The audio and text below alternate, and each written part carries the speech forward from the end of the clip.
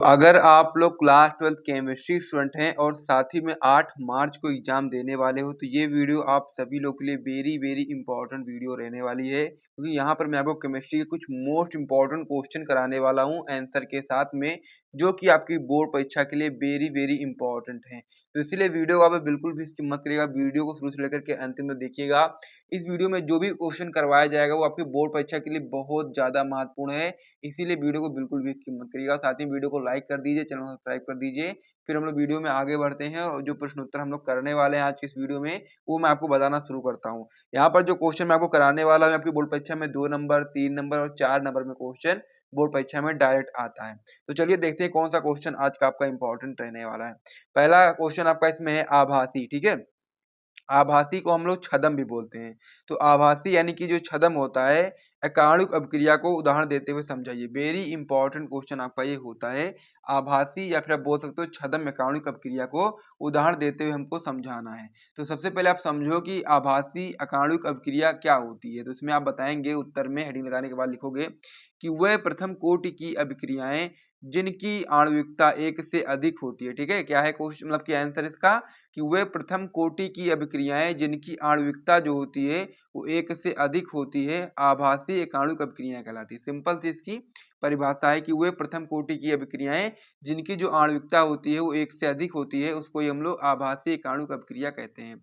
इस प्रकार की अभिक्रियाओं में एक अभिकारक आधिक्य में होता है, यानी कि जो इस प्रकार की अभिक्रिया होती है जैसे कि आभासी एकाणुक अभिक्रिया होती है, तो इसमें जो आपका अभिकारक होता है एक आधिक्य में होता है, यानी कि 1 से अधिक अभिकारक यहाँ पर होता है। सिंपल सी इसकी परिभाषा है।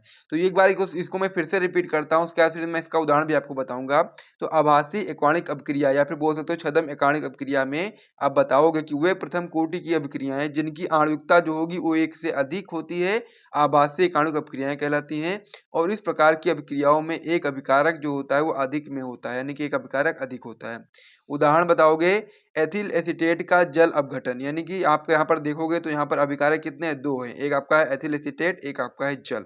तो यहाँ पर क्या होगा, एथिल एसीटेट का जल अपघटन कराओगे आप लोग, तो यहाँ पर सबसे पहले आप लोग एथिल एसीटेट का फॉर्मूला लिखोगे। तो क्या है एथिल एसीटेट, किस प्रकार से लिखोगे आप लोग, तो लिखोगे CH3C डबल O C2H5, इस प्रकार से हो गया एथिल एसीटेट। प्लस में आपका जल का फॉर्मूला होता है H2O, इस प्रकार से हो गया। तो ये क्या करोगे आप लोग, जब इसका जल अपघटन कराओगे H प्लस में तो क्या हो जाएगा आपका CH3C डबल OH प्लस में C2H5OH। तो यहाँ पर आपका क्या हो गया, तो यहाँ पर आप देखोगे उदाहरण में कि इस अपक्रिया की जो आणविकता है वो 2 तथा कोटि 1 है। अब यहाँ पर मैंने आपको बताया ही था कि जो आभासी एकाणुक अपक्रिया होती है इसमें जो आणविकता होती है वो 1 से अधिक होती है, यानी कि यहाँ पर इसकी आणविकता कितनी है, तो इस अपक्रिया की आणविकता 2 है तथा कोटि 1 है, क्योंकि अपक्रिया में 2 अभिकारक हैं, एथिल एसीटेट तथा जल। यानी कि आप लोग जानते ही हैं कि जो आपकी अभिक्रिया हुई है इसमें आपके 2 अभिकारक हैं, एक आपका है एथिल एसीटेट, एक आपका है जल प्रयुक्त हो रहे हैं, जबकि सांद्रता केवल एक अभिकारक का प्रेक्षणीय रूप से परिवर्तित हो रहा है, यानी कि जो सांद्रता है वो केवल एक अभिकारक का प्रेक्षणीय रूप से परिवर्तित हो रहा है। दर बराबर क्या होता है आपका K CH3C double O C2H5, इस प्रकार से आपका ये हो जाएगा।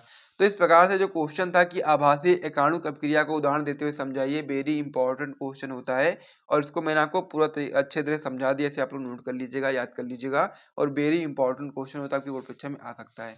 फिर हम लोग अगले क्वेश्चन की ओर बढ़ जाते हैं।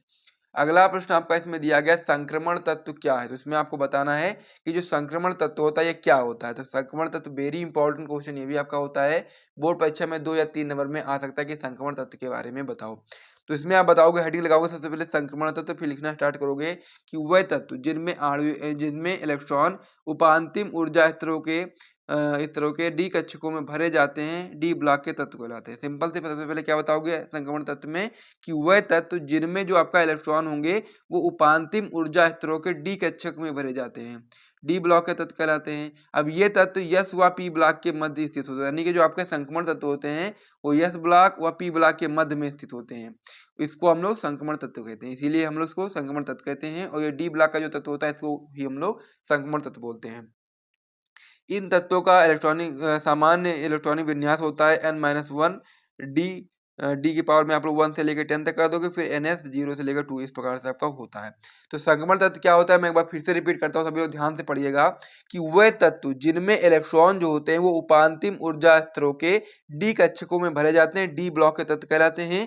इनको हम लोग संक्रमण तत्व भी कहते हैं। कैसे कहते हैं, या आप यहाँ पर बताओगे कि जो आपके डी ब्लॉक के तत्व होते हैं या आपके एस ब्लॉक व पी ब्लॉक के बीच में स्थित होते हैं, इसी वजह से इसको हम लोग संक्रमण तत्व भी कहते हैं। और इन तत्वों का इलेक्ट्रॉनिक विन्यास इस प्रकार से लिखा है, ये आप लोग देख सकते हो। तो इस प्रकार से जो एक क्वेश्चन था, सबसे पहला क्वेश्चन क्या था इसमें, आभासी एकाणु कप क्रिया, दूसरा आपका था इसमें संक्रमण तत्व। दोनों कंप्लीट हो गए, दोनों वेरी इंपॉर्टेंट क्वेश्चन है, दोनों को तैयार कर लीजिएगा। मिलते हैं नेक्स्ट वीडियो में और भी इंपॉर्टेंट प्रश्नों के साथ में, तब तक के लिए जय हिंद।